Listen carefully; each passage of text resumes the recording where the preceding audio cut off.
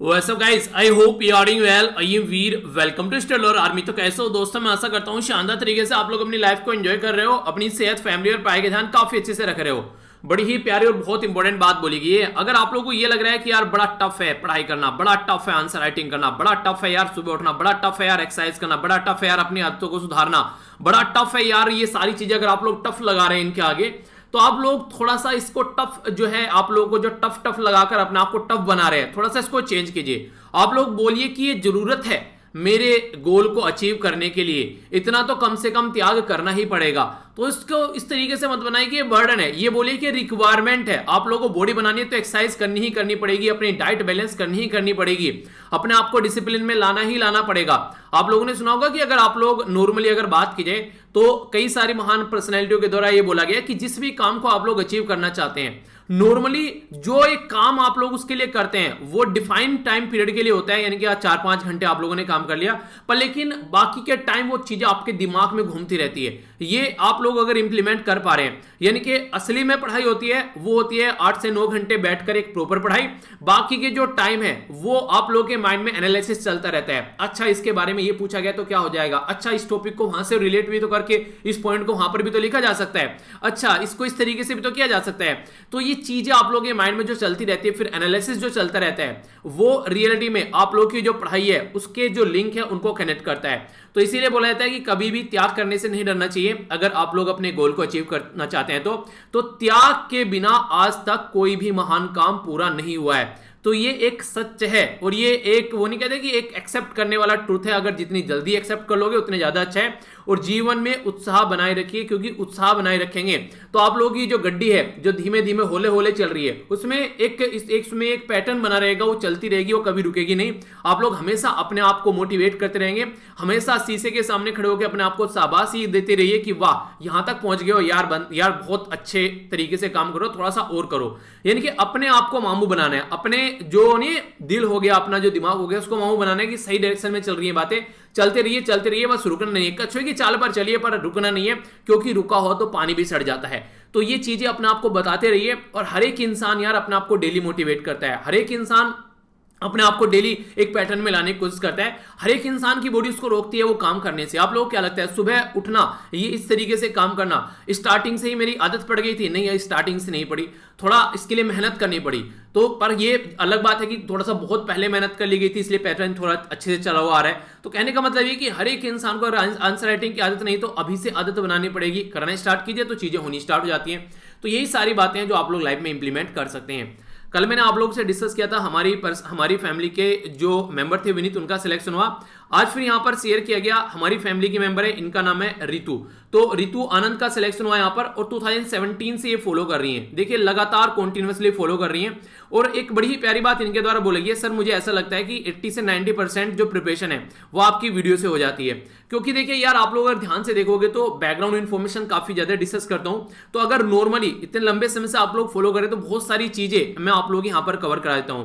इनका जो ये एग्जाम था यहाँ पर जो 64 बीपीएससी में जो ब्लॉक SC/ST वेलफेयर ऑफिसर की जो पोस्ट मिली इनको, इसके मेंस और जो इंटरव्यू तक की काफी सारी प्रिपरेशन जो है वो यहीं से ही हो जाती है. और बाकी तो मोटिवेशनल जो चीजें हैं वो आप लोगों को मिलती रहती है.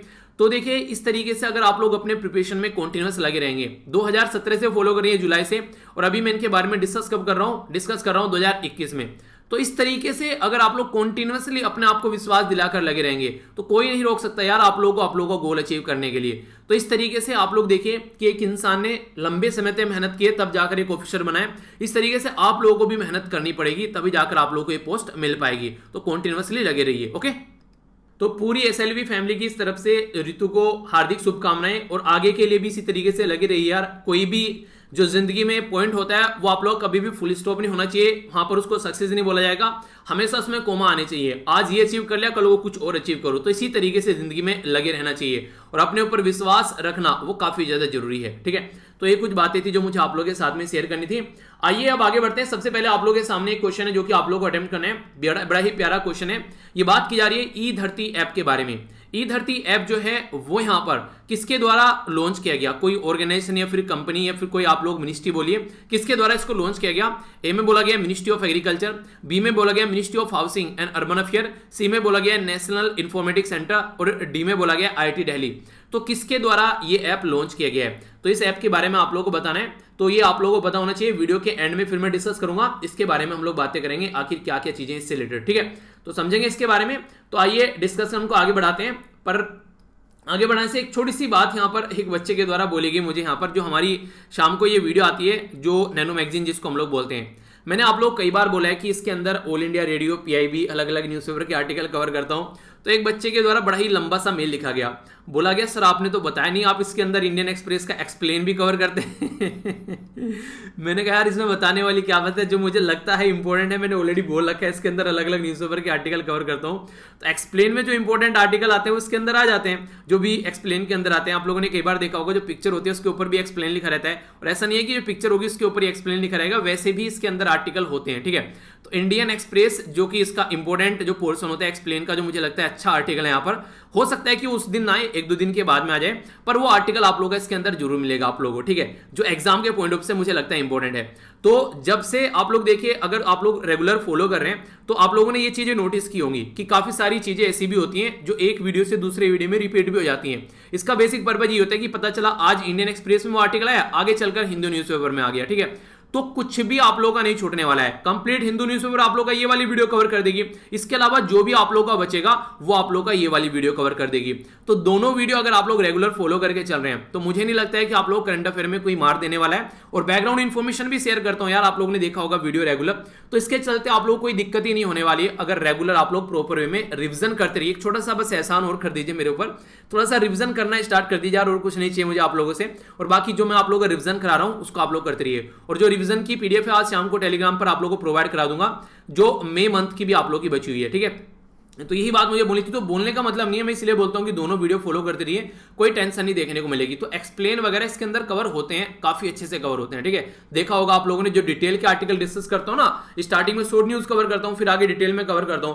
तो दोनों वीडियो अगर कर लीजिए आप लोग ढंग से तो फिर कोई टेंशन ही नहीं है, ठीक है। आइए अब आगे बात करते हैं। यहाँ पर बात की जा रही है हमारी कंट्री में भी सेंट्रल गवर्नमेंट के द्वारा अनाउंस किया गया है MSP प्राइस को हाइक किया गया पेडी पल्स और जो ऑयल सीड है उनके लिए। तो ये जो MSP प्राइस है जिसको आप लोग मिनिमम सपोर्ट प्राइस बोलते हैं, तो इसको बढ़ाया गया है हमारी कंट्री में। देखिए MSP प्राइस से फायदा क्या होता है, MSP प्राइस को लेकर कई बार कंट्रोवर्सी भी रहती है। MSP प्राइस जिसको मिनिमम सपोर्ट प्राइस बोलते हैं, उससे फायदा होता है कि किसान को अगर मिनिमम सपोर्ट प्राइस पर किसान की अगर खेती जो है वो जो उसकी फसल जो है वो खरीद ली जाती है, तो उससे किसान को दर नहीं भटकना पड़ता है। किसान का जो बेसिकली प्रोक्योरमेंट अगर अच्छा खासा इस तरीके से हो जाए तो किसान को फिर दिक्कत नहीं रहती है, और इससे किसान को सस्ते भाव में अपनी खेती नहीं बेचनी पड़ेगी, तो किसान का सर्वाइवल यहां पर बचा रहेगा, ऐसा आप लोग बोल सकते हैं। तो जो मिनिमम सपोर्ट प्राइस होता है यहाँ पर ये इसीलिए यहाँ पर सेंट्रल गवर्नमेंट के द्वारा ये अनाउंस किया जाता है ताकि चीजें आगे चलती रहें, ठीक है। तो इसके बारे में आप लोग याद रखिएगा, कई बार आप लोगों से इसके बारे में UPSC के द्वारा भी क्वेश्चन पूछे गए कि मिनिमम सपोर्ट प्राइस कौन फिक्स करता है, किसकी रिकमेंडेशन से फिक्स किया जाता है यहाँ पर। तो याद रखिएगा कोस्ट, ये याद रखिएगा commission for agriculture cost and price, जिसको आप लोग CACP बोलते हैं, commission for agriculture cost and price, ठीक है। ये क्वेश्चन ऑलरेडी UPSC आप लोगों का पूछ चुकी है, तो इसके बारे में याद रखना। तो यहां पर जो प्राइस बढ़ाया गया है, ऐसा तो रियरली आप लोगों से कोई पूछेगा कि पहले कितना प्राइस था कितना प्राइस हो गया, ठीक है, क्योंकि ये टाइम टू टाइम जिस तरीके से चेंज होते रहते हैं। तो यहां पर अगर जो इंपॉर्टेंट बातें हैं यहां पर बात की जा रही है पर्टिकुलर जो क्रॉप के बारे में भी, तो इनका जो बेसिकली प्राइस बढ़ाया जा रहा है, तो एक मोटे मोटे तौर पर आप लोग को ये आइडिया होना चाहिए कि ये कहां पर आ रही है। तो यहां पर बोला गया मोस्ट खरीफ क्रॉप, यानी कि जो खरीफ की फसल होती है हमारी कंट्री में, आप लोगों ने अगर थोड़ा ध्यान से दिया हो तो 3 नॉर्मली हमारी कंट्री में पैटर्न फॉलो किए जाते हैं। एक तो होता है रबी, दूसरा होता है खरीफ और तीसरा होता है जायद। तो इनका जो टाइम पीरियड है जो फसल उगाने का, फसल काटने का, एक तो ये आप लोगों को पता होना चाहिए। मोटे मोटे तौर पर कौन सी फसल इनके अंदर आती है ये आप लोगों को पता होना चाहिए। और ये बेसिक है आप लोगों के अंदर, NCERT अगर ज्योग्राफी की आप लोग उठाओगे तो उसके अंदर आप लोगों को ये मिल जाएंगी सारी चीजें। तो जो रबी की क्रॉप है वो कब बोई जाती है, नॉर्मली आप लोग देखिए ये मानसून के सीजन में बोई जाती है, ठीक है। तो इस तरीके से आप लोग समझ सकते हैं इसका टाइम पीरियड क्या होगा, जैसे मानसून के पीरियड में इसको बोना स्टार्ट किया जाता है, ठीक है, कब इनको फिर काटना स्टार्ट किया जाता है। तो इस तरीके से समझ सकते हैं आफ्टर मानसून, मानसून के पीरियड में नहीं, आफ्टर मानसून, ठीक है, जब मानसून खत्म हो जाता है तो उस टाइम पर लगाई जाती है। खरीफ की कर जो है यहाँ पर ये मानसून का जो बिगिनिंग होती है, तो अभी ये बात क्यों की जा रही है खरीफ के बारे में, क्योंकि मानसून की बिगिनिंग हो रही है अभी, तो इसलिए यहाँ पर एमएसपी अनाउंस कर दिया। तो जैसे खरीफ की फसल के लिए एमएसपी अनाउंस कर दिया, तो इससे किसान जो है उनको ये देखने को मिलेगा अच्छा यार कौन सी फसल में अच्छा खासा पैसा मिल रहा है, तो उसी के हिसाब से अपने खेतों में वो बेसिकली लगाई जाएगी।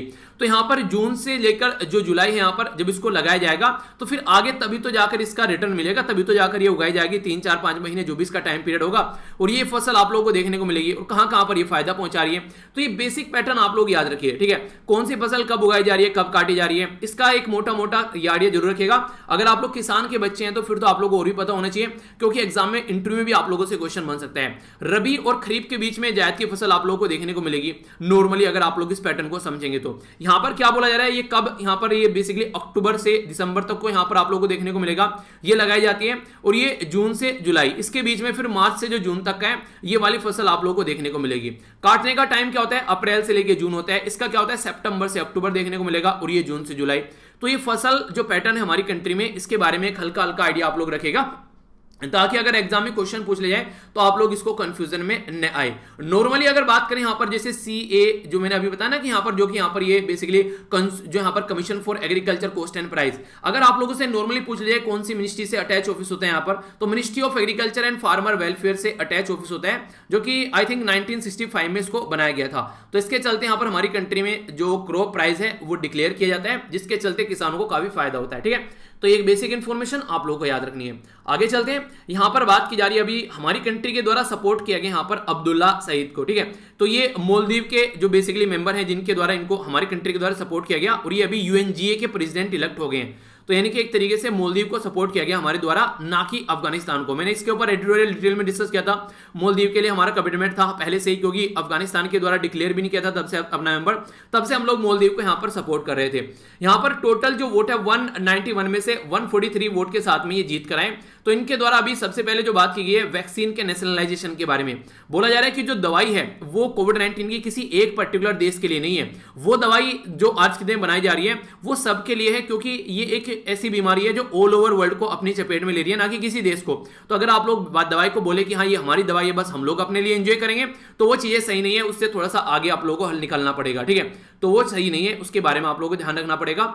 और जो मैंने आप लोगों को बताया था बेसिकली दवाई के प्राइस के बारे में, ये इन्फॉर्मेशन जो मैंने आप लोगों को बोली थी ना यहाँ पर, तो मैंने शेयर कर देते हैं इसको टेलीग्राम के ऊपर भी, आप लोगों ने देखा होगा यहाँ पर कोविशील्ड के बारे में जो था यहाँ पर ये, तो इनका जो प्राइस बोला गया 780, तो ये फाइनल प्राइस है, ठीक है। कोवैक्सीन का ये 1410 फाइनल प्राइस है, स्पुतनिक 5 का ये 1145 है। तो अगर प्राइवेट में जाकर आप लोग यहाँ पर ये दवाई लेते हैं तो ये फाइनल प्राइस है आप लोगों के लिए, इसके अलावा आप लोगों को कुछ भी पे नहीं करना है यहाँ पर, ठीक है।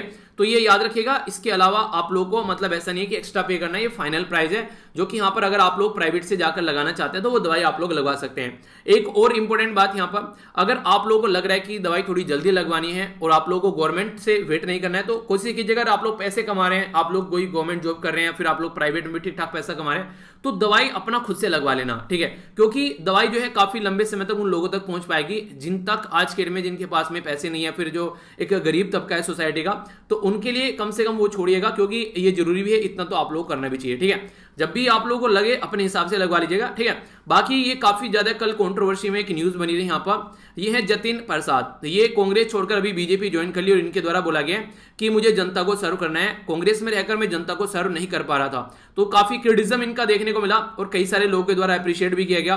तो दोनों ही तरीके से आप लोगों को ऐसी चीजें देखने को मिलेगी, ठीक है। इसके ऊपर अगर मैं बात करूं यहाँ पर, आज जो है एक बेसिकली एक सेकेंड,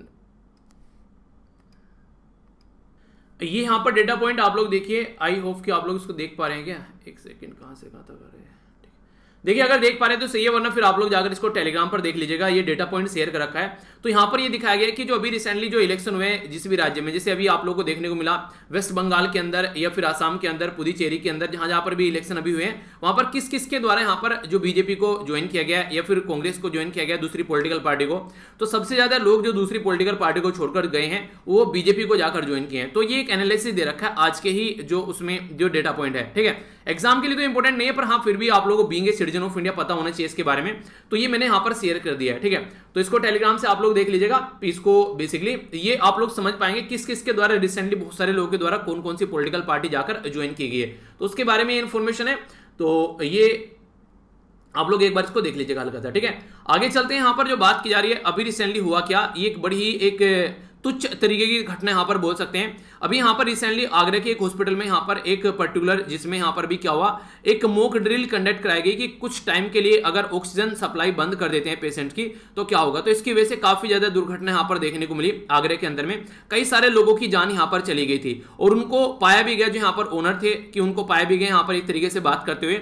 तो अभी जो रिलेटिव है जिनके पेशेंट जिनकी डेथ हुई है, उनके द्वारा बोला गया कि इसको हॉस्पिटल को बंद कर देना चाहिए और इनके ओनर के खिलाफ यहाँ पर अभी फिलहाल इसके खिलाफ कार्रवाई होनी चाहिए। मतलब कितनी बदतमीजी वाली बात है ना। इसीलिए बोलते हैं कि great power comes with great responsibility. अगर एक सही पोस्ट पर आप लोग हो तो आप लोग की रेस्पॉन्सिबिलिटी है कि उस पोस्ट के लायक आप लोग का बिहेवियर भी होना चाहिए, वरना फिर ऐसी हरकतें यहां पर देखने को मिल जाती है।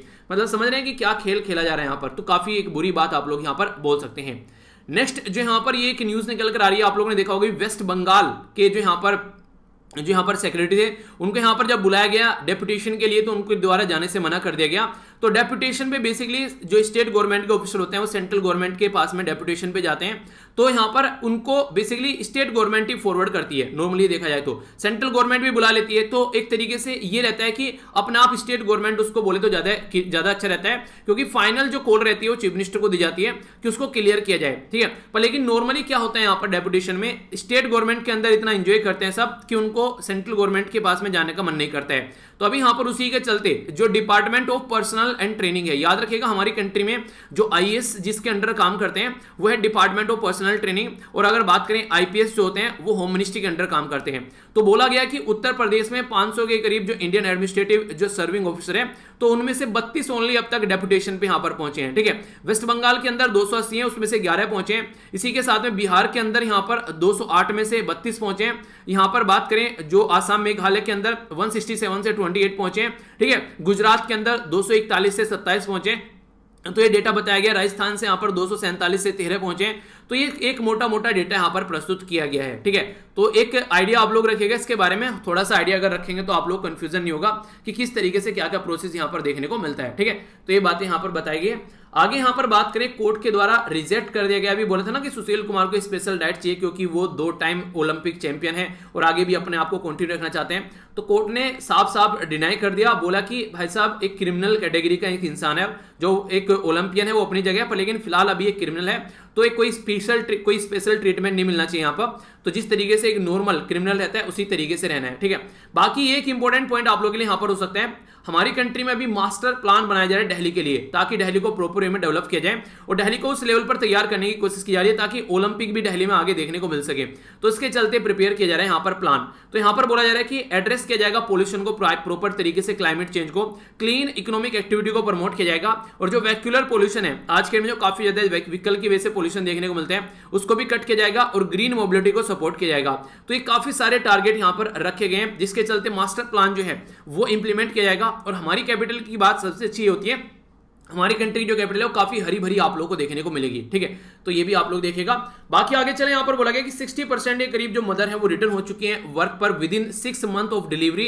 ये एक स्टडी के द्वारा रिवील किया गया है, यानी कि जो भी प्रेग्नेंट वुमेन थी हमारे देश में उनके द्वारा काफी लार्ज स्केल पर जो भी यहाँ पर अभी जो जॉब कर रही हैं अपना अपने काम पर यहाँ पर लौट चुकी हैं, ये बातें बोली गई हैं। पर लेकिन गवर्नमेंट के अंदर यहाँ पर अभी प्रॉपर में क्रैच फैसिलिटी देखने को नहीं मिलेगी। ये क्रैच फैसिलिटी क्या होती है, जहां पर खासकर जो बच्चे होते हैं, जो दूध पीते हुए बच्चे होते हैं, उनके लिए फैसिलिटी रहती है ताकि उन बच्चों को वहां पर रखा जा सके। अगर कोई वुमेन है वो अपना काम करे और बीच बीच में 2-3 विजिट जितनी भी अलाउ की जाए तो वहां पर बच्चे को जाकर दूध पिलाती रहे और बच्चा जो है वहां पर खेलता रहे।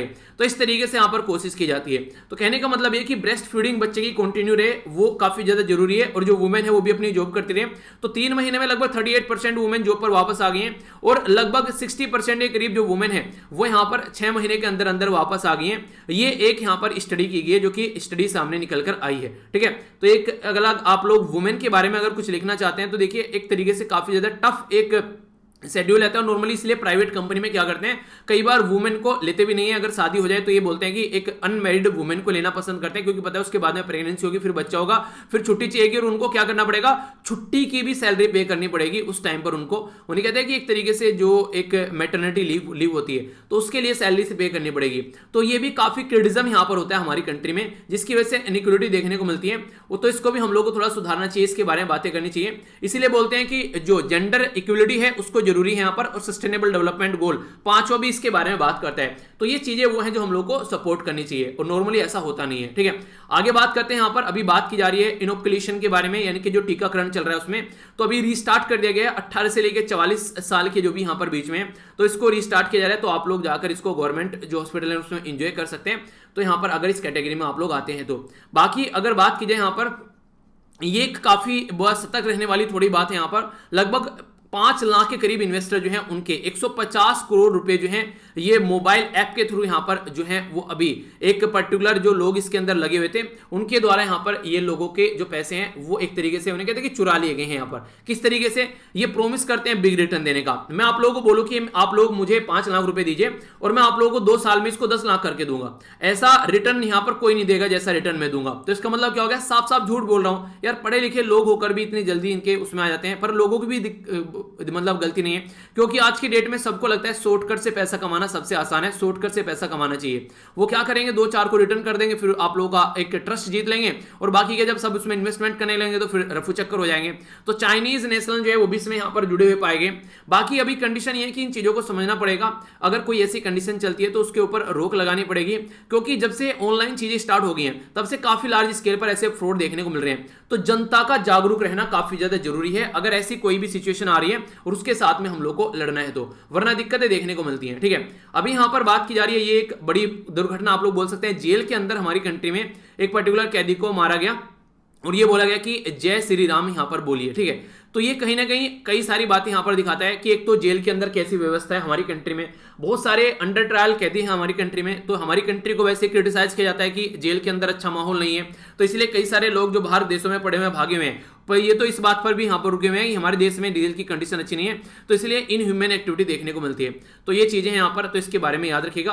और यहाँ पर अगर बात करें, अभी ये एक पर्टिकुलर पर्सन ने अपनी वाइफ को मारा, वो प्रेग्नेंट वाइफ थी। ये माना जाता है कि वाइफ के जो रिलेशन है वो किसी और पुरुष के साथ में है। तो इस तरीके के रिलेशनशिप के अंदर जब आप लोगों को इस तरीके का एक माहौल नजर आएगा, तो यहां पर देखिए कि एक प्रेग्नेंट लेडी को मारा गया, इसके साथ में बच्चे की भी डेथ हो गई। तो ये काफी एक बड़ी दुर्घटना बोल सकते हैं। तो ऐसा एक माइंडसेट का अगर कोई पर्सन सोसाइटी में रह रहा है, ठीक है, अगर रिलेशन है तो उसकी लाइफ है, अगर लगता है तो डाइवोर्स दे दो, मारने वाली क्या बात हो गई। तो ये तो एक बिल्कुल ही अलग चीज हो जाती है। अगर तुमको लग रहा है तुम कहीं और रिलेशन बना रहे हो, पर लेकिन मारना यार कोई सोल्यूशन नहीं होता है। तुमको लगता है नहीं साथ में रह रहा है, कुछ ऐसी चीज चल रही है, तो कन्विंस करो सबको और डाइवोर्स करके साइड में करो, अपनी जिंदगी को अपने हिसाब से जियो। तुमको कहीं और रिलेशनशिप में जाना है तो अपने हिसाब से जाओ। लेकिन प्रेग्नेंट वुमेन, एक बच्चा और जच्चा दोनों की जान ले ली, तो ये पर्टिकुलरली जो है एक तरीके से डबल सजा का काम हो गया यहाँ पर अगर देखा जाए तो ये भी ऐसी चीजें देखने को मिलती है। बाकी बोला गया कि कुछ डायरेक्टिव जो है वो विड्रॉ कर लिए गए लक्षद्वीप के अंदर, जो कंडीशन अभी बनी हुई थी, क्योंकि आप लोगों को पता है कि पूरा घमासान चल रहा है लक्षद्वीप के अंदर, कंट्रोवर्सी में बना हुआ पूरा लक्षद्वीप उस दिन से। लक्षद्वीप के अंदर टोटल कितने आइलैंड है बताइए तो जरा। मैंने आप लोगों को 2-3 बार ये डिस्कस कर चुका हूं, और कौन फिलहाल यहां पर अभी एडमिनिस्ट्रेटर है उनका तो नाम आप लोगों को याद ही हो गया होगा, वो भी बताइए। ठीक है, तेलंगाना के अंदर जो हाई कोर्ट है उसके अंदर अभी 18 जो जज है उनको अपॉइंट किया जाएगा, क्योंकि चीफ जस्टिस ऑफ इंडिया जो रमन साहब है उनके द्वारा अभी प्राइम मिनिस्टर, लॉ मिनिस्टर से बोला गया कि जो भी पेंडिंग रिक्वेस्ट पड़ी हुई है यार उनको अप्रूव कर दीजिए। तो देखते हैं कि प्राइम मिनिस्टर साहब और जो यहाँ पर हमारी कंट्री के लॉ मिनिस्टर साहब है वो कब तक मानते हैं बात को। होता क्या हमारी कंट्री में कोलोजियम सिस्टम होता है, कोलोजियम सिस्टम किसी का नाम अप्रूव कर देता है और फिर रिकमेंडेशन जो है वो हमारी कंट्री में जाती है गवर्नमेंट के पास में। अब गवर्नमेंट उसको कितने टाइम तक होल्ड करके रखे, इसके ऊपर कहीं कुछ नहीं लिखा हुआ है। तो इसके चलते गवर्नमेंट काफी लंबे समय तक उनको होल्ड भी करके रख लेती है, तो इसके चलते कई बार काफी उसके लिए लेट हो जाता है। इवन 50% तक भी हमारी कंट्री में कई सारे ऐसे हाईकोर्ट हैं जहां पर पेंडिंग पड़े हुए हैं अब तक यहाँ पर जो जजों की अपॉइंटमेंट है, जबकि कोलिजन सिस्टम के द्वारा अप्रूव कर दिया गया। तो ऐसी भी कंडीशन आप लोग यहाँ पर देखिएगा। ठीक है, अगर आप लोग अपना ईमेल खोलते हैं, अगर आप लोग कोई भी और सोशल मीडिया हैंडल पर आप लोग हैं, तो कोई भी ऐसे लिंक पर क्लिक मत कीजिएगा जो नॉर्मल कोई आप लोगों को लिंक सेंड कर देता है। उसमें हो सकता है कि आप लोगों के जो चीजें हैं उसमें आप लोगों का उसमें कुछ ना कुछ चोरी हो जाए, आप लोगों के अकाउंट से कुछ ना कुछ डिलीट हो जाए। ये आप लोगों की रेस्पॉन्सिबिलिटी है, कभी भी हरकतें मत कीजिएगा। फालतू के अनवांटेड लिंक पर आप लोग क्लिक नहीं करना है। गवर्नमेंट ऑफिशियल को टारगेट किया जा रहा है अभी इसी पर्टिकुलर एक्टिविटीज में, उनको ऐसे कुछ लिंक सेंड किए जा रहे हैं, अगर वो क्लिक कर रहे हैं तो फिर यहाँ पर कुछ ना कुछ उल्टी सीधी हरकतें देखने को मिल रही है। ठीक है, तो ये देखिए बहुत सारी चीजें ऐसी चल रही हैं जिनके बारे में सोचा भी नहीं जा सकता है, क्योंकि इंटरनेट का जमाना है, तो इंटरनेट के जमाने में ये चीजें हम लोग को अंडरस्टैंड करनी पड़ेगी।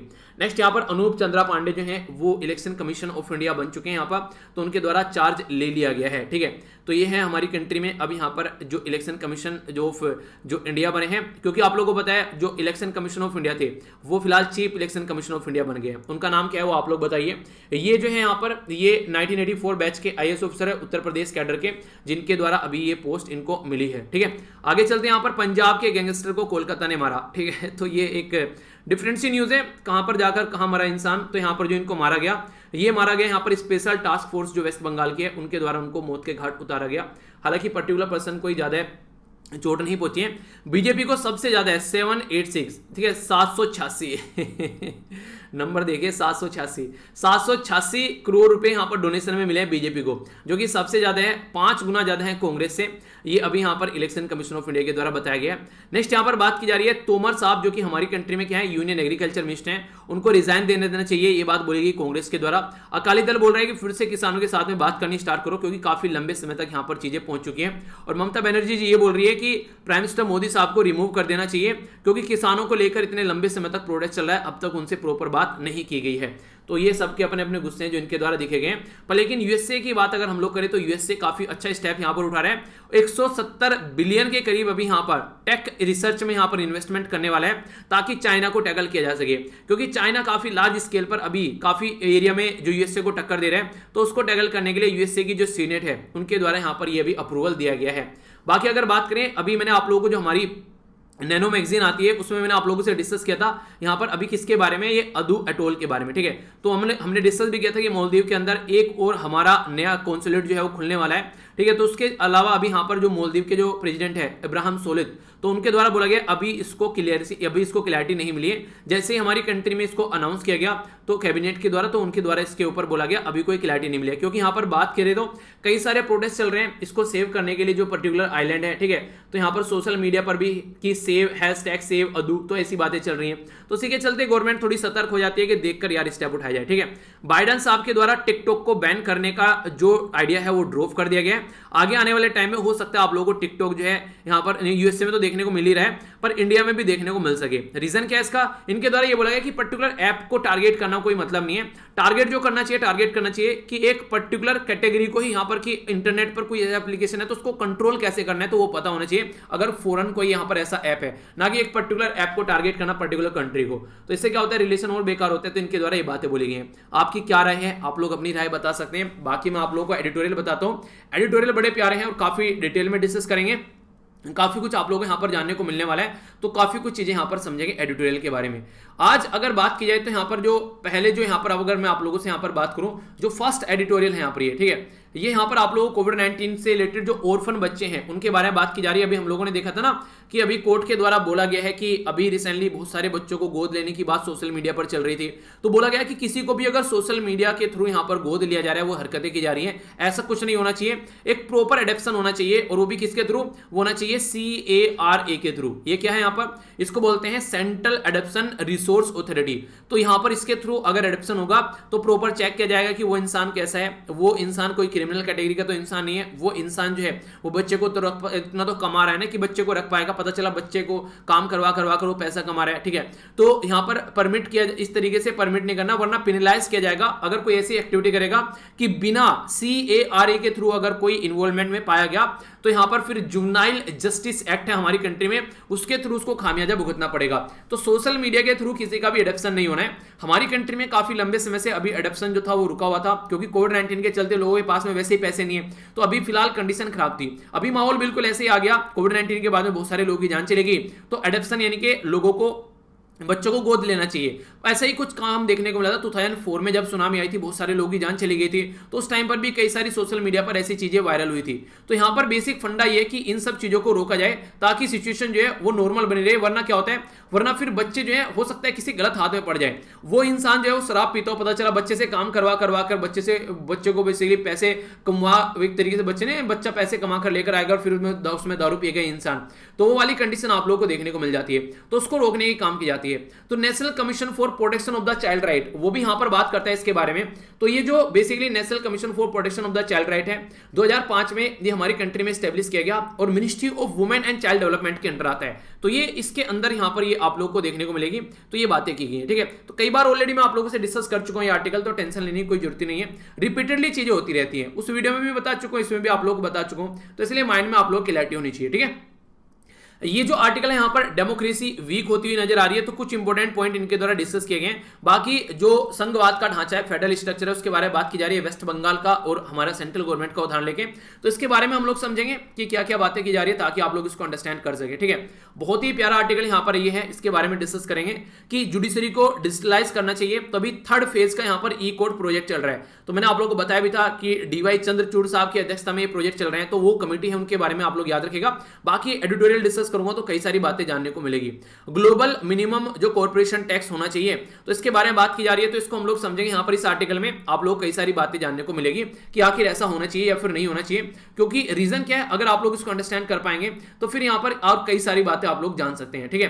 नेक्स्ट यहां पर जैसे कोविड-19 के चलते अभी कंडीशन देखने को मिल रही है, तो एशिया के अंदर नहीं बल्कि साउथ एशिया के अंदर, जैसे कि इंडिया हो गया, ठीक है, या फिर भूटान हो गया, या फिर पाकिस्तान हो गया, तो इसके बारे में बात की जाए तो इनको बताया गया अभी श्रीलंका के अंदर, नेपाल के अंदर भी केस देखने को मिले। पर लेकिन एक इंटरेस्टिंग पॉइंट यहां पर यह कि भूटान के अंदर टोटल मिलाकर अब तक कोविड-19 की वजह से ओनली एक इंसान की जान गई है भूटान के अंदर, समझिए आप लोग, और 1724 के करीब केस देखने को मिले टोटल, और एक की जान गई है अब तक का अगर देखा जाए तो। भूटान के अंदर हेल्थ इंफ्रास्ट्रक्चर काफी अच्छा है, इन्वायरमेंट पर काफी अच्छा ध्यान दिया जाता है, और भूटान के अंदर ये सारी चीजें को टैकल किया जाता है। पर हमारी कंट्री में ना तो हेल्थ इंफ्रास्ट्रक्चर अच्छा है, ना ही इन्वायरमेंट को बात करें वो ज्यादा अच्छा है। अगर हमारी कंट्री में बात करें, जो डॉक्टर से जो पेशेंट का रेशियो है वो भी अच्छा नहीं है, ठीक है। पर पेशेंट जो बेड होने चाहिए हमारी कंट्री में वो भी अच्छे नहीं है, तो सारी जो डेटा है वो अच्छे नहीं है। और इसी के साथ में जो इंपॉर्टेंट बात अगर आप लोग यहां पर देख पाएंगे, जो कि यहां पर जो खर्च करने वाली जब बात आती है, तो ये आप लोग देखिए यहां पर अगर इंडिया के बारे में बात करिए तो इंडिया जो है यहां पर वो हेल्थ के ऊपर खर्च करता है 1.8%, ठीक है, जीडीपी का। एजुकेशन के ऊपर थर्ड की बात की जा रही है, यहां पर मिलिट्री के ऊपर 2.4, ठीक है, इंफ्रास्ट्रक्चर के ऊपर 5.3। बांग्लादेश खर्च करता है यहां पर लेस देन 1, हेल्थ के ऊपर 1.3, एजुकेशन के ऊपर 1.3, मिलिट्री के ऊपर, और 1.73 ये करता है यहां पर इंफ्रास्ट्रक्चर के ऊपर। पाकिस्तान के बारे में बात करें तो 1.1 करता है हेल्थ के ऊपर, 2.3 करता है एजुकेशन के ऊपर, 4% करता है यहां पर मिलिट्री के ऊपर। हमारी कंट्री 2% करती है हमारी जीडीपी का, पर हमारा 2% जो है वो इनके 4% से ज्यादा है, ये याद रखना, ठीक है, क्योंकि परसेंटेज में बातें चल रही है। तो जितना बड़ा नंबर होगा जीडीपी का, परसेंटेज भी उतनी बड़ी आएगी। तो इनकी जीडीपी हमसे कम है तो परसेंटेज भी कम देखने को मिलेगी। और बाकी इंफ्रास्ट्रक्चर के अंदर 2.14, तो पाकिस्तान मिलिट्री के ऊपर देखो कितना खर्च करता है, ठीक है। बाकी जो कंट्री है पब्लिक के ऊपर जो हेल्थ के ऊपर खर्च कर रही है शानदार, जहां पर काफी अच्छा देखने को मिल रहा है, ये है वियतनाम 6.6 खर्च कर रही है, कंबोडिया 6 खर्च कर रही है, और लाओस 2.25 खर्च कर रही है। तो यहां पर आप लोग को हेल्थ इंफ्रास्ट्रक्चर अच्छी देखने को मिलेगी, जिसके चलते कई सारी चीजें कोविड-19 से रिलेटेड भी यहां पर जो बीमारी है उनको अच्छे से कंट्रोल कर पाते हैं। पर लेकिन हमारी कंट्री में अगर आप लोग बात करिए हेल्थ के ऊपर काफी कम खर्च किया जाता है। कई बार रिकमेंड किया जाता है कि यार 1.1 कम, कई बार रिकमेंड किया जाता है कि 2.5 या फिर 3% खर्च करो, या फिर ये भी बोला जाता है कि कम से कम मिनिमम तो आप लोग यहां पर 6% खर्च करना चाहिए अगर रियलिटी में चीजों को सुधारना चाहते हैं। पर लेकिन टाइम टू टाइम वो चीजें देखने को नहीं मिलती हैं, तो ये कंडीशन यहां पर निकल कर आती है, ठीक है। तो ये बातें यहां पर इसके अंदर बताई गई है। बेसिकली एक मोटा मोटा आइडिया सा रखना चाहिए आप लोगों को, तो ये आप लोग याद रखिएगा इसके बारे में, ठीक है। नेक्स्ट जो आर्टिकल है यहां पर, ये वाला आर्टिकल आप लोगों को देखने को मिलेगा, इसके बारे में मैं आप लोगों को बताता हूं। एक पर्टिकुलर ऐप के बारे में यहां पर बात की जा रही है। ये जो पर्टिकुलर ऐप है जिसका नाम है यहां पर क्लब हाउस, आप लोगों ने नाम सुना है किसी ने, क्लब हाउस? तो क्लब हाउस ये ऐसा ऐप है यहां पर। ये बेसिकली नॉर्मली आप लोग इंस्टाग्राम पर जाएंगे, फेसबुक पर जाएंगे, टेलीग्राम पर जाएंगे, ट्विटर पर जाएंगे, व्हाट्सएप पर जाएंगे, तो आप लोग वहां पर चैट करते हैं राइटिंग के थ्रू, यानी कि आप लोग जो लिखते हैं उसको आप लोग चैट के फॉर्म में देखते हैं नॉर्मली। पर लेकिन अगर क्लब हाउस में बात करें तो यहां पर ऑडियो चैट होती है। जैसे मैं आप लोगों को बोल दूं क्लब हाउस में चलते हैं और वहां पर एक ग्रुप बना लेते हैं, ठीक है। तो वहां पर इस तरीके से ग्रुप बनाए जाते हैं क्लब हाउस के अंदर, ताकि वहां पर ऑडियो के थ्रू बोल बोलकर चैट की जाए, डिस्कशन आप लोग कर सकते हैं, उसके अंदर पूरा ग्रुप बना सकते हैं। तो अभी ये पर्टिकुलर जो ऐप है वो 2 मिलियन जो है फॉलोवर यहां पर इसके क्रॉस हो गए, यानी कि 20 लाख लोग यहां पर अभी इस ऐप के जो हैं वो यहां पर इसके साथ में कनेक्ट हो गए अभी लास्ट कुछ टाइम में। तो यहां पर कई सारे ऐसे ऐप है जो अभी काफी अच्छे से बढ़ गए हैं कोविड-19 के चलते। और कोई भी पर्सन यहां पर अपना खुद का एक क्लब स्टार्ट कर सकता है। अगर जिस तरीके से टेलीग्राम पर जाएंगे ना आप लोग, तो खुद का एक चैनल स्टार्ट कर सकते हैं अगर कोई भी आप लोग चाहे, ठीक है। तो इसी तरीके से यहाँ पर क्लब स्टार्ट कर सकते हैं। तो बोला ये जा रहा है, क्वेश्चन ये आ गया है कि नॉर्मली अगर किसी ने कुछ राइटिंग की है तो आप लोग पहचान पाते हैं कि इस इंसान ने राइटिंग की है। नॉर्मली किसी इंसान ने कोई कहीं से उठाकर कट पेस्ट किया, उसको पहचान पाएंगे। अगर किसी ने कुछ यहाँ पर पर्टिकुलर बोला है, ठीक है, उसने बोला, उसके ऊपर झड़प हो गई, लड़ाई हो गई, और आप लोगों ने वो जो ऑडियो थी वो आप लोगों ने डिलीट मार दी, ठीक है। तो इसका मतलब यह है कि जो रेगुलेशन अभी जो की जा रही थी, अगर बात करें, जैसे मैंने आप लोगों से डिस्कस किया था यहाँ पर GDPR के बारे में, जिसको बोलते हैं यहाँ पर basically journal data protection regulation. ये यूरोपियन यूनियन के अंदर फॉलो किया जाता है, काफी तकड़ा रेगुलेशन है प्राइवेसी को टैकल करने के लिए, पर्सनल डेटा का मिसयूज ना किया जाए उसके लिए। तो अभी ये क्लब हाउस जो है वो इसको भी हनन करता हुआ यहाँ पर नजर आ रहा है। यानी कि ऑडियो रूम में आप लोग अगर एक बार ऐड हो जाए, मान लीजिए आपका कोई फ्रेंड है और आप लोग एक बार उस पर्टिकुलर रूम में अगर आप लोग ऐड हो गए, जो अलग अलग रूम बना रखे हैं, तो फिर आप लोग क्या करेंगे, एक रूम को छोड़कर दूसरे रूम में, दूसरे रूम को छोड़कर तीसरे रूम में, रूम को आप लोग बोलते हैं जैसे टेलीग्राम पर चैनल होते हैं, एक चैनल को छोड़कर दूसरे चैनल में। अगर आप लोगों को कोई फ्रेंड है, एक बार एक आप लोग किसी चैनल को ज्वाइन कर लिए, तो फिर किसी में भी आप लोग जाकर घुस सकते हैं। इतनी लिबर्टी इसके द्वारा दी गई है, इस ऐप के द्वारा। तो कल को एक पर्टिकुलर रूम में आप लोग कोई नोटंकी करके गए, वहां पर लड़ाई होगी, और वो लड़ाई आगे चलकर कुछ बहुत बड़ा रीजन बन गई, आप लोग फिर छोड़कर किसी और में पहुंच गए। यहां पर ट्रोलिंग या फिर सेक्सिज्म के बारे में कोई कमेंट किया जा रहा है, कम्युनलिज्म कोई कमेंट किया जा रहा है, किसी के धर्म कास्ट पर कोई कमेंट किया जा रहा है, तो वो वाली चीजें, तो इसमें यहां पर ट्रेस करना काफी ज्यादा टफ हो जा रहा है, ये बोला जा रहा है। और हर एक फॉलोवर को नोटिफिकेशन जाएगा, अगर कोई भी यहां पर फॉलो कर रहे हैं, तो काफी जरा सी देर में, काफी लंबे समय तक काफी लोगों तक चीजें पहुंचाई जा सकती है, और बाद में उसको डिलीट कर दे तो पता भी नहीं चलेगा।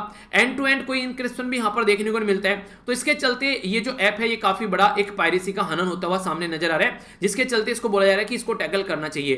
क्लब हाउस जो है यहां पर ये बोला जा रहा है कि सप्लाई किया जा रहा है चाइनीज स्टार्टअप, जिसका नाम है यहां पर एगोरा, ठीक है, AGORA। तो एगोरा के द्वारा इसको सपोर्ट किया जा रहा है। तो कई सारे लोग तो ये भी बोल रहे हैं कि चाइनीज गवर्नमेंट जो है वो यहाँ पर ऑडियो जो है पीछे बैकग्राउंड में उनको एक्सेस करती है, जो इंपॉर्टेंट होती है। तो यहाँ से सिक्योरिटी के पॉइंट ऑफ से भी यहाँ पर फ्लो इसके अंदर देखने को मिल सकता है। अभी हमारी कंट्री में क्या किया गया, हमारी कंट्री में अभी आप लोगों को पता है कि हमारी कंट्री में basically information technology intermediary guideline digital media ethic code लाए गए, जिसको IT रूल 2021 हमारे द्वारा बोला गया, ट्विटर के द्वारा बोला गया, अभी इसको फॉलो करेगा, कई सारे मीडियम, कई सारे प्लेटफॉर्म के द्वारा बोल दिया गया, फॉलो करेगा।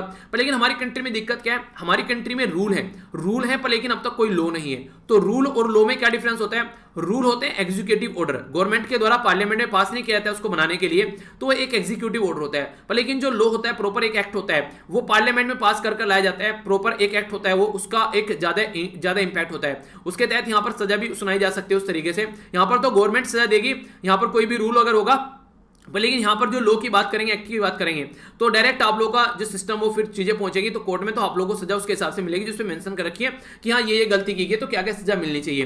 तो इसी के चलते कई बार ये बोला था कि हमारी कंट्री में कुछ ना कुछ ऐसा होना चाहिए ताकि जो यहाँ पर प्रॉपर एक एक्ट हो तो हम लोग इन चीजों को कंट्रोल कर पाएंगे, पर लेकिन ऐसा देखने को नहीं मिलता है। तो इसके चलते हमारी कंट्री में पायरेसी के हनन और ज्यादा होते हैं। तो इसलिए फिर से सजेशन किया गया कि हमारी कंट्री में भी एक पर्टिकुलर मोटे मोटे तौर पर बोला जाए तो एक लॉ होना चाहिए, जो कि कई बार रिकमेंड भी किया गया, डेटा प्रोटेक्शन लॉ हमारी कंट्री में आना चाहिए, और इसी तरीके से पायरेसी को टैकल करने की बात करनी पड़ेगी, ठीक है। जनता देखिए, जनता के सामने ऑप्शन तो हो गए ज्यादा, फेसबुक, इंस्टाग्राम, ट्विटर, व्हाट्सएप, पर लेकिन लोग जो है उसमें एंजॉय के लिए वहां पर पहुंच जाते हैं, सारी चीजें शेयर करते रहते हैं अपने वहां पर, और एक तरीके से ये सारा आप लोगों के मोबाइल पर कंट्रोल रहता है, आप लोग की पिक्चर को देख पाते हैं, आप लोगों के क्या क्या डेटा पड़े रहते हैं, मोबाइल, ऑडियो, वीडियो, वो सारी एक्सेस कर पाते हैं। तो अगर आप लोगों ने कुछ ऐसी चीजें डाल रखी है जो किसी और को नहीं दिखनी चाहिए, तो वो भी इन ऐप को एक्सेस रहती है। तो इसलिए पर्सनल चीजों के लिए एक अलग मोबाइल रख लीजिए। अगर कुछ आप लोगों को लगता है कुछ ज्यादा ही पर्सनल चीजें आप लोग रखते हैं, जिसमें इंटरनेट बैंकिंग वगैरह या फिर कोई भी आप लोगों की पर्सनल चीजें, बाकी के लिए फिर दूसरा रखिए जिसमें आप लोग को एंटरटेनमेंट की चीजें रखनी है। तो ये कम से कम आप लोग कर सकते हैं,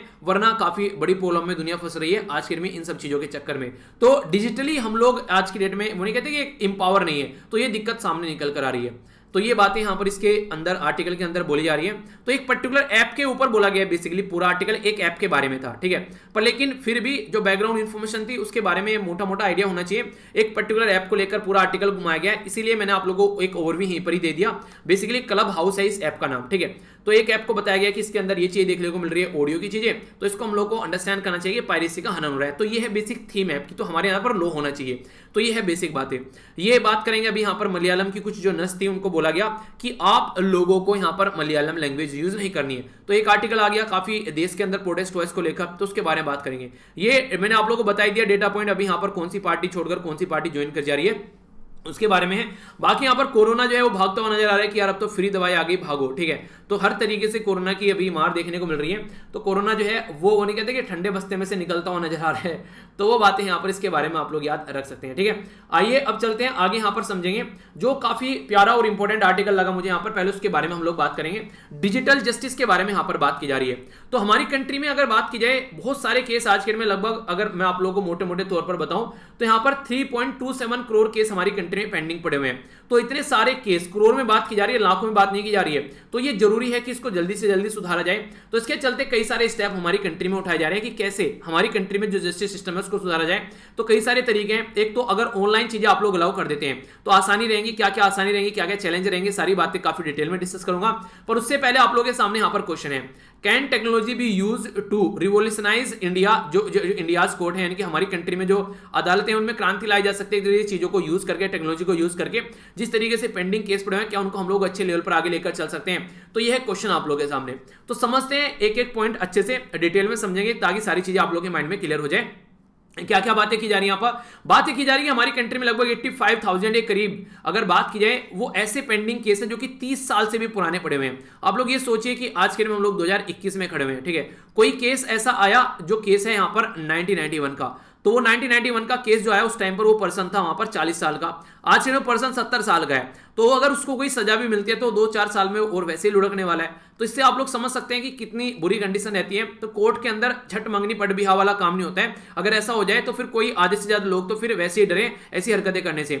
आधे से ज्यादा लोगों के अंदर तो इसलिए डिटरेंस नहीं है, उनको लगता है कि क्या होगा, पहले लोअर कोर्ट में जाएंगे, फिर हाई कोर्ट में जाएंगे, फिर सुप्रीम कोर्ट में जाएंगे, और वहां से भी काम ना चलो तो प्रेसिडेंट के पास में जाएंगे, तो जिंदगी कट जाएगी ऐसे अगर कोई गलती हो भी गई है तो ये जो डिटरेंस नहीं है उसकी वजह से बहुत सारी चीजें देखने को मिलती है। तो जो टेक्नोलॉजी है वो चीजों को रिवोल्यूशनाइज कर सकती है, पर लेकिन उसमें भी एक कंडीशन है कि क्या आप लोग संविधान के प्रोविजन के हिसाब से आप लोग लेकर चलोगे। पता चला कुछ लोग तो टेक्नोलॉजी का फायदा उठा रहे हैं, कुछ लोग के पास में टेक्नोलॉजी नहीं है, पैसा नहीं है, उनको फायदा नहीं मिल रहा है। तो वो किस तरीके से आप लोग उसको टैकल करोगे? कुछ लोग ऐसे हैं आप लोग उनको एक्सक्लूड करके बैठ गए, तो इनइक्वालिटी देखने को मिलेगी। इसी के साथ में सर्विलेंस किस तरीके से चीजें, वो सारी चीजें देखने को मिलेगी। तो कई सारे मुद्दे हैं यहाँ पर जिनके बारे में बात की जाती है। हमारी कंट्री में जो पार्लियामेंट्री स्टैंडिंग कमेटी है on personnel public grievance and law justice, उसके द्वारा एक रिपोर्ट प्रस्तुत की गई थी कि फंक्शनिंग जो है, जो वर्चुअल कोर्ट या ई कोर्ट आप लोग बोलते हैं, इनकी प्रोसीडिंग वीडियो कॉन्फ्रेंसिंग के थ्रू इसके ऊपर जो रिपोर्ट प्रस्तुत की गई, तो ऐसी कोई फर्स्ट रिपोर्ट थी जो हमारी कंट्री पहली बार जिसके बारे में बातें की गई। अच्छा यार, ऐसा भी कुछ होना चाहिए, ठीक है, ताकि इसका इंपैक्ट समझा जा सके। पेंडेमिक के चलते कोई मजबूरी बन गई जिसके चलते ऑनलाइन आना पड़ गया, वरना किसी का मन नहीं था ऑनलाइन लाया जाए, ऑफलाइन में सब मजे कर रहे थे। तो ऑनलाइन में कोर्ट आ गए, ऑनलाइन में एजुकेशन आ गई। किसी ने सोचा भी नहीं था कि कभी बैठकर ऑनलाइन इस तरीके से इतनी सारी चीजें देख पाएंगे। आज के में सब कुछ ऑनलाइन है। यहाँ पर एक बच्चा बोला है, सर आप ऑनलाइन कोर्स लॉन्च कर दो।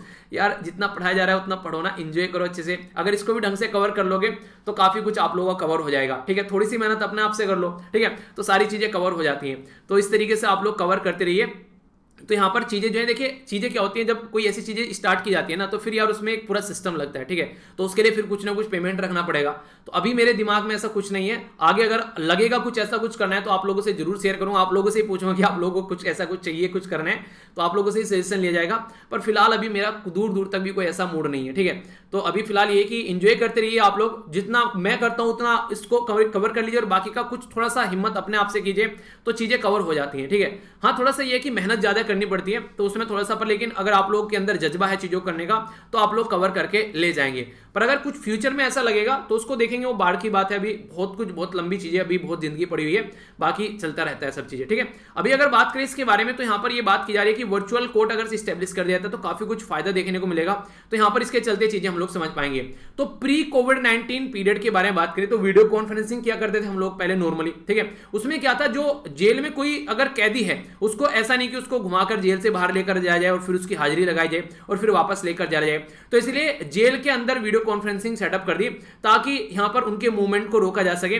पता चला मूवी में काम नहीं होता है कि उसमें पुलिस की वैन में लेकर जा रहे हैं, पीछे से आकर गुंडों ने अटैक कर दिया और छुटा कर ले गए अपने साथी को, ठीक है। तो वो नहीं होगा, तो कोर्ट से ही वहां पर उनकी सुनवाई हो जाती है जो जेल के अंदर ही, ठीक है। तो ये सिस्टम अब तक किया था कोविड-19 से पहले। अगर बात करें high court of Punjab Haryana के द्वारा लॉन्च किया गया था फर्स्ट वर्चुअल कोर्ट हमारी कंट्री में 2019 में। पर फिलहाल वो किसके लिए था? वो था ट्रैफिक चलान के लिए, ताकि वहां पर कोई भी केस अगर आ रहा है तो उसको यहां पर देखा जा सके। आज की डेट में चीजें वो काफी हद तक चेंज हो चुकी हैं। अभी फिलहाल ई कोर्ट प्रोजेक्ट हमारी कंट्री में है और ये इसका 3rd फेज है। पहला फेज और सेकंड फेज में क्या किया गया, जो बेसिकली ई फाइलिंग कर सकते हैं, कोई केस वगैरह ट्रैक कर सकते हैं, केस ऑनलाइन, ठीक है, अपलोड कर सकते हैं जो जजमेंट ऑनलाइन, वो सारी चीजें देखने को मिल रही थी। पर लेकिन अभी एक्स्ट्रा वर्जन पर पहुंच गए जो यहां पर अभी देखने को मिल रहा है। तो मैंने स्टार्टिंग में बताया था कौन है चेयरमैन इस पर्टिकुलर कमेटी के, जो यहां पर ये सारी चीजें देख रही है, ई कमेटी जो बोला गया, उनका नाम बताइए। कई बार आप लोगों को बता चुका हूं, तो याद हो जाना चाहिए था। अगर बात करें यहां पर जॉब के बारे में, तो एक तरीके से आप लोग बोल सकते हैं कि आज की डेट में अगर बात करें लोअर लेवल पर अगर बात की जाए हम लोग, ठीक है, तो कई बार ये बोला जाता है कि हालांकि जॉब हमारी कंप्लीट नहीं हुई है कि हम लोग प्रॉपर ई कोड बना चुके हैं, पर फिर भी इसको काफी सक्सेस के तरीके से देखा जा रहा है उस टाइम पर जब कोविड-19 के चलते सब कुछ लॉकडाउन में चला गया। तो वही ना होने से कुछ होना बेहतर है, तो ये एक ना होने से कुछ होने बेहतर वाली बात यहां पर आ गई। सुप्रीम कोर्ट के द्वारा और हाई कोर्ट के द्वारा अगर बात करें यहां पर, तो ऑनलाइन फंक्शन किया जा रहा है, तो ये बहुत बड़ी बात है। हालांकि कुछ ना कुछ हडल देखने को मिलते हैं, ऐसा तो है नहीं कि बिल्कुल एकदम फटाफट बिल्कुल फराटेदार चकाचक चलेंगी चीजें, कुछ ना कुछ दिक्कत देखने को मिलेगी। तो ई कोड प्रोजेक्ट जो है वो आज के दिन में मॉनिटर कर रहा है ई कमेटी के द्वारा, और इसके चेयरमैन कौन है वो आप लोगों को बताना है, ठीक है। आगे बात करें जो थर्ड फेज है वो एक एडवांस वर्जन अभी निकल कर आ रहा है। इसके चलते सारी चीजें जो है वो डिजिटल फॉर्म में लाई जा रही हैं, कोर्ट की प्रोसीडिंग वगैरह अपग्रेड किया जा रहा है। यहाँ पर जो इलेक्ट्रॉनिक इंफ्रास्ट्रक्चर है इसी के साथ में इनेबल किया जा रहा है लॉयर को, और जो लिटिगेंट्स है वो यहाँ पर इनको सबको एक्सेस कर सकें। तो सीमलेस एक्सचेंज ऑफ इंफॉर्मेशन देखने को मिल रही है, यानी कि आसानी से इंफॉर्मेशन एक्सचेंज हो रही है यहाँ पर हर एक लेवल पर, जुडिशरी के लेवल पर, पुलिस के लेवल पर, और प्रिजनर जो है यहाँ पर एक तरीके से जेल के अंदर उनके लेवल पर भी। तो यहां पर इंटरऑपरेबल जो क्रिमिनल जस्टिस सिस्टम है उसके थ्रू चीजें यहां पर चल रही हैं आगे। तो डेटा कलेक्ट किया जा रहा है, अब वही डेटा जुडिशरी के पास में पहुंच रहा है, पुलिस के पास में और जेल के पास में। तो यहां पर बोला जा रहा है कि डेटा जो कलेक्ट करना ये कोई इविल प्रोसीजर नहीं है, पर लेकिन डेटा तो आप लोगों ने इकट्ठा कर लिया, क्या उस डेटा को आप लोग सेव कर पा रहे हैं? पता चला वो डेटा यहां पर चोरी होकर मार्केट में घूम रहा है, ठीक है। तो कॉम्प्लेक्स प्रॉब्लम है कि डेटा को आप लोग कैसे यूज कर पा रहे हैं और कैसे उसको रख पा रहे हैं। तो इसके द्वारा ये बोला जा रहा है कि पता चला स्टेट के अंदर कोई डेटा है उसको सेंटर के अंदर में भेज रहे हैं, कोई डिस्ट्रिक्ट के अंदर कोई डेटा है उसको स्टेट के अंदर भेज रहे हैं। तो ये बोला जा रहा है कि इसको बेसिकली ये बोला जा रहा है कि डेटा को क्यों ना आप लोग लोकलाइज फॉर्म में आप लोग लेकर चलिए, ठीक है। तो लोकलाइजेशन ऑफ डेटा को प्रेफर किया जा रहा है इंस्टेड ऑफ सेंट्रलाइजेशन। सेंट्रलाइजेशन और लोकलाइजेशन में क्या डिफरेंस है? सेंट्रलाइजेशन में मतलब है कि यहां पर अगर कहीं पर भी कोई भी दिक्कत हो रही है वो पूरे देश में पता होनी चाहिए हर एक लेवल पर, ठीक है। तो उसके चलते क्या होगा, अगर किसी ने एक जगह पूरे एक सिस्टम को हैक कर लिया तो सारा डेटा उसके अंडर में आ जाएगा। पर लोकलाइजेशन का मतलब क्या है कि हर एक लेवल पर, डिस्ट्रिक्ट के अंदर अलग है, यहां पर स्टेट के अंदर अलग है, सेंटर के अलग है, तो उनमें कोई ज्यादा कनेक्शन नहीं है। तो उससे क्या रहेगा, उससे ये रहेगा कि उसको अगर एक को हैक कर रहा है तो सारे को हैक नहीं कर पाएगा, वो वाली चीज है। और कहीं ना कहीं जो हमारी कंट्री में केस पुत्तास्वामी केस 2017 का, उसमें बोला गया कि प्राइवेसी का हनन होगा। तो इस तरीके से बहुत सारे लोगों की प्राइवेसी का हनन होगा, और अब तक हमारी कंट्री में डेटा प्रोटेक्शन कोई लॉ है ही नहीं है, तो अगर इसको कैसे सजा दी जाएगी अगर किसी ने हरकतें कर दी है। तो बहुत सारी ऐसी चीजें हैं। तो डेटा कलेक्शन का कोई दिक्कत नहीं है, पर लेकिन डेटा कलेक्ट करके कैसे स्टोर कर रहे हैं वो वाली काफी बड़ा कंसर्न का रीजन है, जो कि आप लोगों को आधार कार्ड वाले केस में भी देखने को मिली थी। तो उसके ऊपर बात करनी चाहिए। इसी के साथ में यहाँ पर एक सीमलेस जो एक्सचेंज हो रहा है डेटा का, उसको कैसे लेकर चलोगे आप लोग को वो देखना पड़ेगा, वो कई सारी प्रॉब्लम क्रिएट कर सकता है। तो प्रॉब्लम भी है, इसके सोल्यूशन भी देखेंगे। तो एडवांटेज क्या है जो डिजिटल जस्टिस की, तो सस्ता है, फास्ट है, सिटीजन फ्रेंडली है। आसानी से अगर आप लोग बात करें, कोई भी इंसान कहीं से भी जाकर इसको, मान लीजिए साउथ में कोई बैठा है, सुप्रीम कोर्ट में उसको बातें करनी है, ठीक है, आराम से ऑनलाइन जाकर बातें कर सकता है जो भी केस उसका चल रहा है, ठीक है। इसी के साथ में access to the justice greater area में पहुंच सकते हैं जहां पर लोग नॉर्मली काम नहीं करते थे, ठीक है। प्रोडक्टिविटी इंक्रीज की जा सकती है क्योंकि रेगुलर विजिट होती है, कोर्ट में वेटिंग आवर लगे रहते हैं, तो वो सारी चीजें देखने को मिलेगी। आप लोग एक स्लॉट दे दिया जाएगा, उसी टाइम पर आकर आप लोग काम करें और निकले, ठीक है। नेक्स्ट बात की जाए तो यहाँ पर एक्सटेंड किया जाता है सिविल केसेस जो है उनकी एफिशिएंसी देखने को मिलती है। तो कई सारी बातें, चैलेंज क्या क्या है, कई सारे यहाँ पर चैलेंज क्या क्या, एक तो प्रेजेंट इंफ्रास्ट्रक्चर ऐसा ढांचा नहीं हमारी कंट्री में जिसको ढंग से फॉलो किया जाए। दूसरा 50% के करीब जो लॉयर है उनके पास में लैपटॉप ही नहीं है, कंप्यूटर की फैसिलिटी नहीं है। कई सारे जज जो है वो भी अभी कंफर्टेबल नहीं है, उनके पास में एक्सपीरियंस नहीं है ऑनलाइन हियरिंग सुनने का, ठीक है। ड्यूरिंग पीक आवर जब यहाँ पर सारे जज जो काम करते हैं ऑनलाइन, तो सिस्टम इतना अच्छा नहीं है, वो कई बार क्रैश हो जाता है, बीच बीच में हैक होकर चलने लगता है, उन्हें लैक होने लगती है चीजें। तो वर्चुअली कई सारी चीजें अच्छी नहीं हो पाती है, लगता है कि कंप्राइज हो सकता है प्राइवेसी, हम लोग इतने अच्छे से काम नहीं कर पा रहे हैं, तो ये भी लगता है, ठीक है। इसी के साथ में सजेशन क्या है कि मशीनरी डेटा कनेक्टिविटी और प्रोवाइड करनी चाहिए, वर्चुअल प्रोसीडिंग प्रॉपर वे में, इसके लिए ढांचा तैयार करना चाहिए। अगर ये सब हम लोग कर पा रहे हैं तो हम लोग परमानेंटली जो हम लोग जो एक पर्टिकुलर जो अपलेट ट्रिब्यूनल होता है उनको भी हम लोग कनेक्ट करके चल सकते हैं, अच्छे लेवल पर चीजें कर सकते हैं। तो ministry of law and justice, ministry of electronics and information technology मिलकर काम करेंगे। जो भी पायरेसी वाला इशू है, डेटा सिक्योरिटी वाला इशू है, उसको भी टैकल किया जा सकता है। तो ये सारी चीजें अगर लेकर चलेंगे तो फिर सॉल्यूशन हम लोग निकालते हुए नजर आएंगे। तो ये बातें यहां पर बोली जा रही है, ठीक है। तो आई होप कि आप लोग इसके बारे में याद रखिएगा। ओके, अब चलेंगे नेक्स्ट आर्टिकल की ओर। नेक्स्ट आर्टिकल जो बात करें यहां पर, ये बात करें साउथ इंडिया की जो नर्सेज हैं वो दिल्ली में काम कर रही हैं। तो दिल्ली में हमारी कंट्री में Govind Ballabh Pant institute of post graduate medical education and research जो गवर्नमेंट है यहां पर दिल्ली के अंदर में, उसके द्वारा एक नोटिस इशू किया गया। बोला गया कि कुछ जो यहां पर नर्सेज हैं उनके खिलाफ कंप्लेन आई है कि मलयालम लैंग्वेज में वो बातें करती हैं। तो ये बोला गया कि अगर कोई भी मलयालम लैंग्वेज में बात करती हुई पाई जाएगी हिंदी और इंग्लिश के अलावा, तो सीरियस एक्शन उनके खिलाफ लिया जाएगा। तो इसके चलते यहां पर ये न्यूज में आ गया। हालांकि जो भी यहां पर इनके द्वारा ये नोटिस इशू किया गया था, कुछ ही टाइम बाद में उसको रिवोक भी कर दिया, क्योंकि देश के अंदर काफी ज्यादा इसका एक गुस्सा भड़क का यार इसका प्रोटेस्ट देखने को मिला। रीजन क्या था? रीजन ये कि देखिए, अगर कोई पर्टिकुलर पर्सन जो है, मान लीजिए कोई नर्स है, अगर वो यहां पर जो पेशेंट है उसके साथ में उसकी लैंग्वेज में बात कर रही है, हिंदी में या फिर इंग्लिश में, समझ में आता है। पर लेकिन अगर वो अपने आप में बातें कर रही है अपने दोस्त के साथ में, तो हाँ, तो मलयालम में वो बातें कर सकती है, उसमें तो कोई दिक्कत नहीं है। पर लेकिन उनको बिल्कुल मलयालम यूज करने से ही रोक दिया गया। तो उसके चलते काफी ज्यादा प्रोटेस्ट देखने को मिला जब सीरियस एक्शन की बात की गई। और सबसे ज्यादा जो नर्सेज हैं वो नॉर्थ इंडिया में, आप लोगों को साउथ इंडिया की देखने को मिलती है मैक्सिमम जो हॉस्पिटल है। तो इंग्लिश और हिंदी तो दो यूज कर रही है, पर लेकिन अपने खुद के लिए तो अपनी लैंग्वेज यूज कर सकती है ना जब बातें करें आपस में। तो केरला, लक्षद्वीप और पुदुचेरी, यहाँ पर ये 3 एरिया ऐसे हैं जहां पर मलयालम लैंग्वेज यूज की जाती है। और जो 22 लैंग्वेज है हमारे संविधान के शेड्यूल में जाएंगे आप लोग, देखिए शेड्यूल 8 के अंदर जब आप लोग बात करेंगे, ठीक है, शेड्यूल 8 के अंदर आप लोग ये लैंग्वेज देखने को मिलेगी। तो यहां पर जो लगभग 2.88 के करीब जो परसेंट इंडियन है वो मलयालम बोलते हैं। इवन पर्शियन गल्फ में जहां पर काफी सारे केरला के वासी रहते हैं जाकर, तो वहां पर भी मलयालम यूज किया जाती है। गल्फ कंट्री के अंदर भी क्लासिकल लैंग्वेज की कैटेगरी में भी आती है। 2013 में इसको इस कैटेगरी में डाला गया। थोड़ा सा देख लीजिए इसके बारे में। हमारी कंट्री में 6 क्लासिकल लैंग्वेज है। तमिल को डिक्लेयर किया गया सबसे पहले 2004 में, संस्कृत को 2005 में, कन्नड़ को 2008 में, तेलुगु को 2008 में, मलयालम को 2013 में, ठीक है। तो ये न्यूज में आ गई। यहां पर क्वेश्चन बन सकता है डायरेक्ट, फिर बोलो क्वेश्चन कहां से आ गया, तो भाई साहब यहां से आ गया। थोड़ा भी ध्यान से सुनोगे तो आंसर दे पाओगे। उड़िया हो गई 2014 में, जो लेटेस्ट अभी यहां पर क्लासिकल लैंग्वेज की कैटेगरी में आई। क्लासिकल लैंग्वेज जो है वो लिस्टेड है सारी 8 शेड्यूल के अंदर, कॉन्स्टिट्यूशन के अंदर, याद रखिएगा। तो यहां पर कल्चर मिनिस्ट्री यहां पर इस सारे मैटर को देखती है। अब 8वां शेड्यूल जो है संविधान के अंदर, उसके बारे में बात करें तो आर्टिकल 243 से 343 से 351 तक आप लोगों को चीजें देखने को मिलेगी। और जो पार्ट है यहां पर, यह पार्ट 17 के अंदर में, ठीक है। तो इसमें ऑफिशियल लैंग्वेज टोटल कितनी है? 22 ऑफिशियल लैंग्वेज आप लोगों को देखने को मिलेगी, जिनके नाम भी यहां पर दे रखे हैं, पढ़ सकते हैं आप लोग इसको वीडियो को पॉज करके।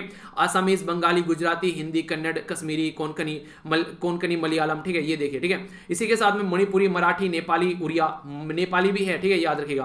पंजाबी, संस्कृत, सिंधी, तेलुगु, तमिल, उर्दू, बोडो, संथाली, मैथाली, डोगरी, ठीक है। तो ये 22 लैंग्वेज है। स्टार्टिंग में इनिशियली 14 लैंग्वेज थी, 14 लैंग्वेज थी, पर लेकिन फिर संविधान में संशोधन किया गया, सिंधी लैंग्वेज ऐड की गई 21वां अमेंडमेंट करके 1967 में। कोंकणी और मणिपुरी, नेपाली ऐड की गई 71 कॉन्स्टिट्यूशन अमेंडमेंट करके 1992 में, ठीक है। और यहां पर बोडो, डोगरी, मैथाली और यहां पर जो सैंथाली ऐड की गई 92 यानी कि 92वां अमेंडमेंट किया गया 2003 में। तो इस तरीके से टोटल मिलाकर कितनी लैंग्वेज होगी? 22 लैंग्वेज होगी। स्टार्टिंग में कितनी थी? 14 थी। कितनी ऐड हो गई? 8 लैंग्वेज ऐड हो गई। तो 8वें शेड्यूल में 8 लैंग्वेज ऐड होकर टोटल मिलाकर 22 लैंग्वेज है, ठीक है। तो याद करने के लिए ट्रिक थोड़ा सा याद रखिएगा, क्वेश्चन बन जाए तो कंफ्यूज नहीं होना है, ठीक है। तो इसके बारे में बात की जा रही है।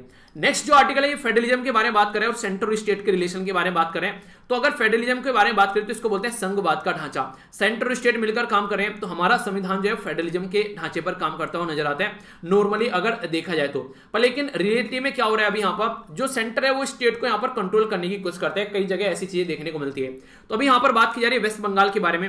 वेस्ट बंगाल में जब से तृणमूल कांग्रेस जीत कर आई है, ये माना जा रहा है कि सेंट्रल गवर्नमेंट जो आज के में वो काफी सदमे में है और वो उसको एक्सेप्ट करने के लिए तैयार नहीं है कि वो हार कैसे गई यहाँ पर इतना एफर्ट लगाने के बाद भी।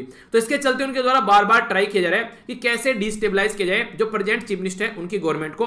कई तरीके से उनके जो लीडर है उनको करप्शन के चार्ज में संलिप्त करने की कोशिश की जा रही है। उनके जो चीफ सेक्रेटरी हैं उनको यहाँ पर डेपुटेशन पे बुलाया गया, उनको इमीडिएटली अपने आप को एक तरीके से रिटायर करना पड़ा, ठीक है। तो क्योंकि वो नहीं चाहते थे सेंटर में पता है क्या हरकतें की जाएंगी उनके साथ में। गवर्नर जो है वो बार बार यहाँ पर जो है वो गवर्नमेंट के एक तरीके से अपोजिट में जाकर काम कर रहे हैं। तो एक निंदक राजनीति फॉलो की जा रही है सेंट्रल गवर्नमेंट के द्वारा जो कि सही नहीं है, ठीक है। तो ये 3 पॉइंट यहाँ पर एक्सप्लेन किए गए हैं पूरे आर्टिकल के अंदर में फिर, ठीक है।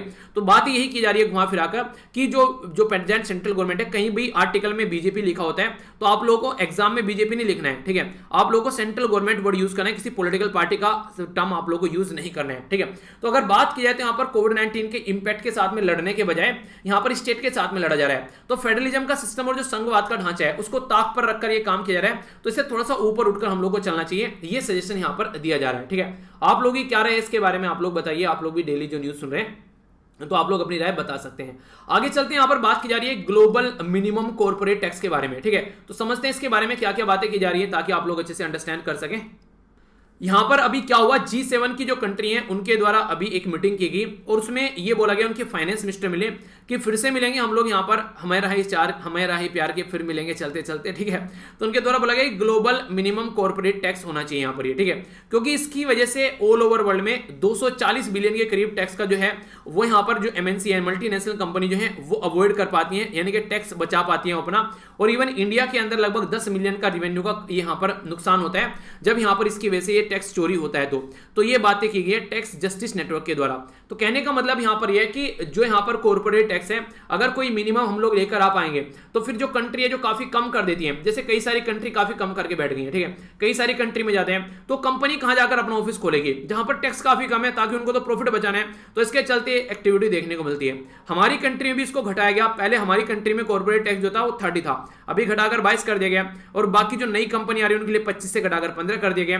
तो ये स्टेप उठाया गया हमारी कंट्री में भी। अगर बात करें अपनी कंट्री के बारे में, कॉर्पोरेशन टैक्स वो होता है बेसिकली क्या होता है, जैसे इनकम टैक्स होता है ना, तो इनकम टैक्स आप लोग पे करते हैं, तो इनकम टैक्स एक्ट है 1961 का, तो उसके हिसाब से आप लोग इनकम टैक्स पे करते हैं, कोई अपना पर्सनल इनकम, इसी कंपनी का इनकम टैक्स बोल सकते हैं कॉर्पोरेट टैक्स को, तो ये अपना पे करते हैं यहाँ पर, इसके हिसाब से ये इनका डायरेक्ट टैक्स होता है यहाँ पर ये। तो अभी रिसेंटली यही सारी चीजें यहाँ पर सामने निकल कर आई, तो जो G7 कंट्री है वो यहाँ पर अभी इसके बारे में बातें कर रही है और आगे भी देखा जाएगा, जुलाई में मिलेगी तो जुलाई में और बातें करेंगे कि कैसे इसको लेकर चलने आगे, ताकि एक इन्वेस्टर फ्रेंडली काम किया जा सके। और G7 कंट्री के द्वारा minimum corporate tax rate at least 15% तो रखना ही चाहिए, इससे नीचे नहीं जाना है, ताकि इंश्योर किया जा सके कि कंट्री में बिजनेस जो है वो प्रॉपर वे में ऑपरेट हो रहा है। तो ऐसा नहीं होना चाहिए कि यहां पर किसी भी तरीके से उसको टैकल किया जा सके। तो इससे क्या देखने को मिला, कंपनी जो है जिस तरीके से प्रॉफिट कमा रही है, ठीक है, तो ऐसा नहीं होगा वो चोरी कर पाएंगे, ठीक है, प्रॉपर वे में जहां पर भी जाएंगे तो अगर मिनिमम इतना है तो ढंग से फॉलो कर पाएंगे। तो कंट्री को एग्री होना पड़ेगा कि वो इससे कम टैक्स नहीं करेगा, ठीक है। इसी के साथ में यहां पर जो रेट है वो पर्टिकुलर कंट्री के अंदर वो यहां पर अप टू द, अगर बात की जाए यहां पर जैसे टैक्स अगर एग्री हो गए मिनिमम रेट को, ठीक है, तो फिर जो प्रॉफिट शिफ्टिंग वाला फंडा नहीं देखने को मिलेगा। एक कंपनी आज के दिन में यहां पर है, कल को कहीं और जा रही है तो उसको ये लग रहा है कि वहां पर प्रॉफिट कमा ले, तो इससे एक स्टेबिलिटी भी आएगी कंपनी के अंदर, ठीक है। तो ग्लोबल मिनिमम जो टैक्स रेट आएगा तो रिड्यूस करेगा टैक्स लॉस और ब्रिंग करेगा यहां पर यूनिफॉर्मिटी, इससे फायदा रहेगा। चैलेंज क्या है, सारी कंट्री एक साथ मिलकर आने के लिए तैयार नहीं, क्योंकि सोवरेनिटी वाला इशू आ रहा है। सब कंट्री बोल रही है हम तो अपने हिसाब से डिसाइड कर लेंगे, क्यों, हम तुम्हारे साथ में है, ठीक है। इसी के साथ में कंट्री जो है यहाँ पर है वो अपनी खुद की पॉलिसी को पुश करना पड़ेगा उनको, ये सारी चीजें। तो कई सारी कंट्री में चीजें सपोर्ट नहीं मिल पा रही है, मिली जुली गवर्नमेंट है, कोई कुछ सोच रहा है कोई कुछ सोच रहा है, तो कई सारे मुद्दे आप लोगों को देखने को मिल जाते हैं। तो इसलिए यहां पर इसके चलते कई सारी दिक्कत भी आ सकती है, पर लेकिन देखते हैं अगर पॉसिबल किया जाए तो कैसे इसको इंप्लीमेंट किया जाएगा, वरना जो कंपनी है वो इसका फायदा उठा रही है और वो अपनी रोटियां सेक रही है, तो उससे थोड़ा सा ऊपर उठना पड़ेगा अगर हम लोग को रियलिटी में इसको इंप्लीमेंट करना है और इससे फायदा उठाना है तो, ठीक है। तो ये कॉर्पोरेट मिनिमम टैक्स के बारे में यहां पर बात की गई, जिसके बारे में आप लोग आइडिया रखेगा, ठीक है। तो आई होप कि आप लोग इसे समझ गए होंगे। अब बात करते हैं, क्वेश्चन आप लोगों से पूछा गया था, तो ये क्वेश्चन का जो आंसर है यहाँ पर है बी, यानी कि ministry of housing and urban affair के बारे में बात की जा रही है। तो यानी कि जो यहाँ पर ई धरती करके यहाँ पर ये बातें की जा रही हैं, तो ये ministry of housing and urban affair के बारे में यहाँ पर ये चीज देखने को मिल रही है। आखिर क्या है इसके बारे में अगर मैं आप लोगों से बातें करूं, ई धरती पोर्टल जो है बेसिकली ई धरती जियो पोर्टल, ये मिनिस्ट्री के द्वारा जब लॉन्च किया गया तो इसके चलते जो प्रॉपर्टी है, ठीक है, तो बेसिक डिटेल प्रॉपर्टी की है उनको बेसिकली मैप करने की कोशिश की जा रही है, ताकि प्रॉपर्टी कार्ड को डिक्लेयर किया जा सके और यहाँ पर उसके चलते कोई भी अगर इशू आता है तो उसको यहाँ पर प्रॉपर वे में कोई प्रॉपर्टी का एनक्रोचमेंट करे, किसी की प्रॉपर्टी छीन रहा है तो उसको टैकल किया जा सके, ठीक है। तो आंसर इसका बी हो गया, ओके। तो कोई कंफ्यूजन नहीं होना चाहिए। बाकी पीडीएफ आप लोगों को जो मैंने बोला ना कि प्रोवाइड करा दूंगा, तो टेलीग्राम पर प्रोवाइड करा दूंगा सारी पीडीएफ, तो इनको जाकर आप लोग डाउनलोड कर लेना। नेक्स्ट लेक्चर में मिलता हूं, तब तक अपना ध्यान रखिए। बड़ों को नमस्ते, छोटों को प्यार, छोटी सी लाइफ एंजॉय करा, तब तक के लिए जय हिंद। और हाँ, लेक्चर को रेट जरूर कीजिएगा, 10 में से कितने मार्क्स देंगे, पसंद नहीं आ रहा तो डिसलाइक करके जाना लेक्चर को, ओके। और बाकी का जो दूसरी वीडियो आती है वो भी आप लोग देखते रहिए, सारा कुछ आप लोगों का करंट कवर हो जाएगा। तो बड़ों को नमस्ते, छोटों को प्यार, छोटी सी लाइफ एंजॉय करा, मिलता हूं नेक्स्ट लेक्चर में, तब तक के लिए जय हिंद।